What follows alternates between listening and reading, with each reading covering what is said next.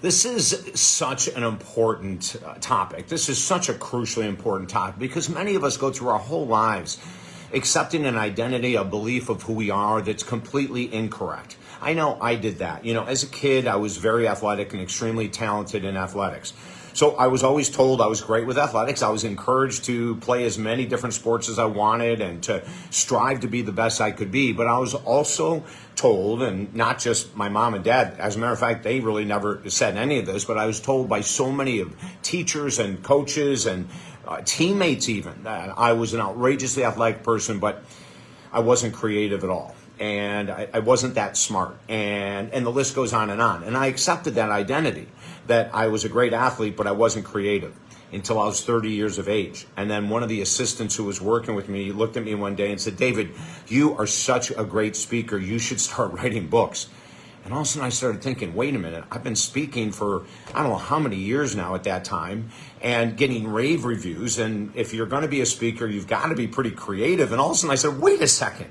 If I'm speaking 40 weeks a year all over the world, which I was at the time, I must be creative. I'm coming up with all these lectures on my own. So I was able to start to shatter that identity and start to welcome in a new identity that I could write, that I could do some different things than just be a jock, just be an athlete, just work with athletes, which I love to do, but my world and my life is so much bigger than that. How about you?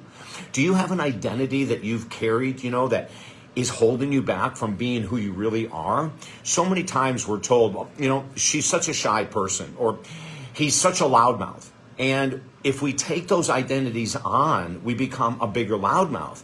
And if we take those identities on about shyness, then going to a networking event will freak us out, even though both of those are not our true identity. They're just labels that we've accepted.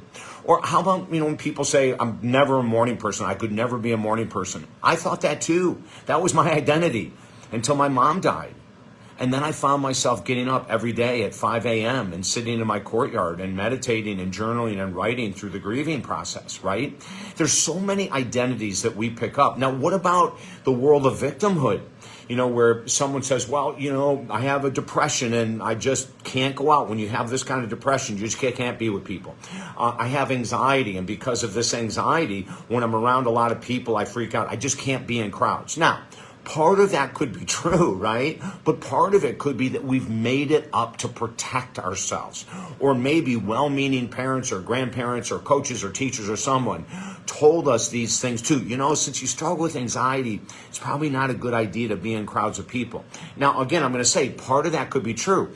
But you know what I found? Because when I was diagnosed in 1990 with generalized anxiety disorder, I found that there was ways to work around it, that I could be in crowds, but it was just shorter periods of time.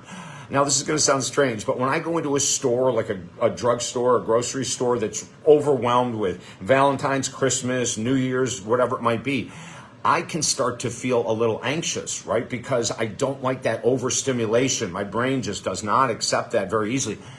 But then I have practices now where I go into breathing techniques and mental techniques in order to allow me to be in places where in the past I couldn't have stayed for a second. And what about victimhood?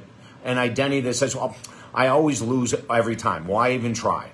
Every relationship is always bad. I have a bad picker. I always pick bad men. I always pick bad women. That victim identity is killer for growth. You cannot grow if you're a victim. You can't go anywhere. Listen, I'm just giving you a bunch of ideas here about all these identities. Now, we can shatter these identities. We can become a morning person or a halfway morning person, right? We can learn how to be in crowds with anxiety and know what is comfortable and how to dance around that so we don't go into overload. We can work through our depression. A lot of times depression is caused by suppressed anger, believe it or not. So we can work with the suppressed anger. Depression starts to minimize because we're learning how to deal with it. Listen, we have this incredible mental health retreat coming up, February 20th, 2024. It's 4 weeks long on a Tuesday. Every Tuesday night, go to talkdavid.com. We're going to cover all these things, the identities of depression, the identities of addiction, the identities of anxiety, the identities of PTSD, the identities of overwhelmed thinking. All of these topics we're going to be covering in this 4-week retreat. And we broke it up into 4 hours. So it's 1 hour a week on a Tuesday for 4 weeks in a row beginning February 20th. Incredibly inexpensive. Oh my God.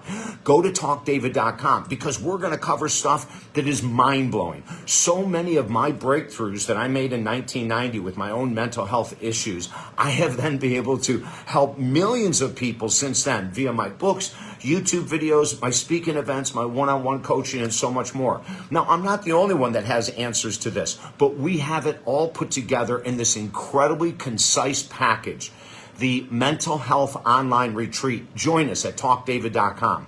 Just go there, sign up, and get ready. We're going to have so much fun. Share this video. Let your friends know. I mean, my God, so many of us are struggling. Let's get answers. Let's heal together. I'm on your side. I'm David Essel. I look forward to seeing you there.